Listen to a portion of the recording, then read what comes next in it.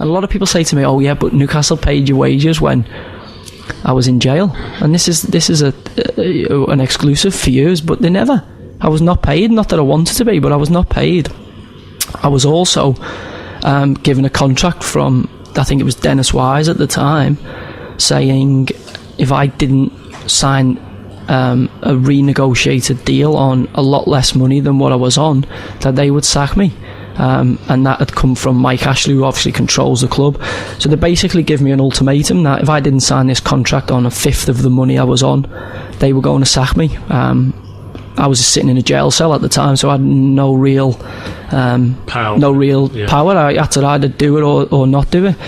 As principled as I am, I said to the guy who was my agent at the time, I'm not signing it, fuck him. I'll let them sack me. I'm quite confident I'll come out of here and get back to the player I was. So that was nothing against the football club. That was the fact that I was getting, in my opinion, railroaded into doing something I didn't want to do. He got a copy of the contract from Wise that he was meant to bring into Walton Prison for me to sign. He actually took it to his solicitor in London, and the solicitor put it in a safe, and legally they were bound. They either had to sack me or keep me on the contract I was on. They couldn't renegotiate the similar length of deal at with lower money. So once he phoned them up and told them about the FA's rules and regulations in terms of contracts, and the fact that he had this contract which had proven they were trying to renegotiate, they couldn't then sack me.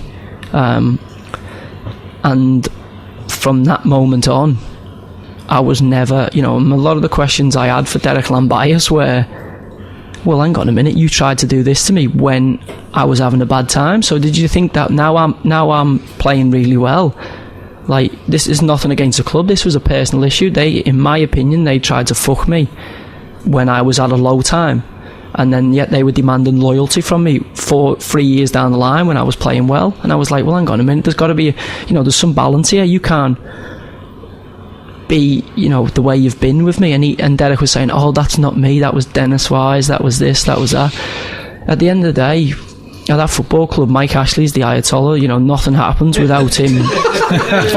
Nothing happens without his say-so. So in my opinion, it came from Mike. No decision at the club was made without Mike's knowledge, and he must have signed off on it to say, yeah, go and do that.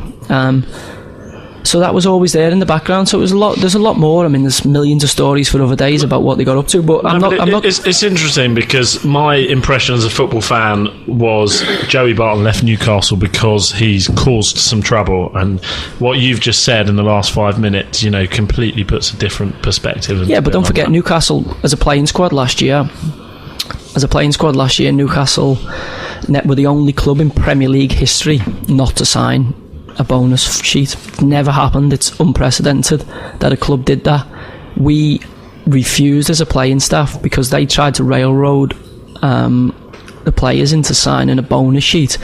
It fundamentally cost Chris Hughton his job, in my opinion, because Chris couldn't get us to sign the players' bonus sheet. Mike Ashley said he's got no control over the players, he needs to go, and I think that was his undoing. Obviously that happened over a period of time. We had a great affiliation with Chris, and as I say, this is all my opinion and from snippets of information I've picked up.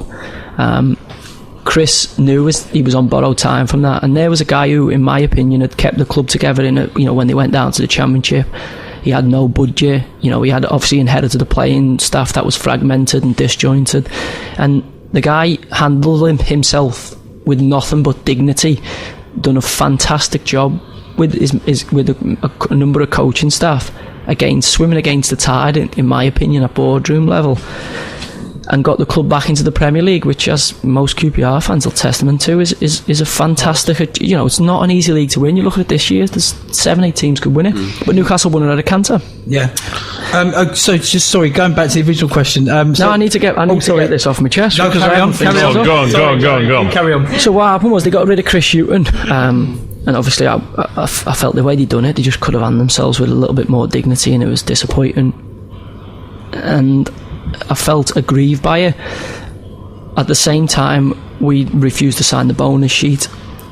So their opinion was, even though every single club in the Premier League history since 1992 had these arrangements in place. They decided that we were paid workforce, which they probably have an argument. They thought we were Sports Direct, and that we should do what the subordinates at Sports Direct do, forgetting that you're dealing with 20 odd egos, probably 10 self-sufficient men who are in a position to make, you know, a number of different judgments, and myself, Kevin Nolan, Alan Smith, Steve Harper and Andy Carroll, probably the bigger name players at the time, advised the playing staff, because we were the head of the players committee, not to sign a bonus sheet. Obviously that filtered back to boardroom level.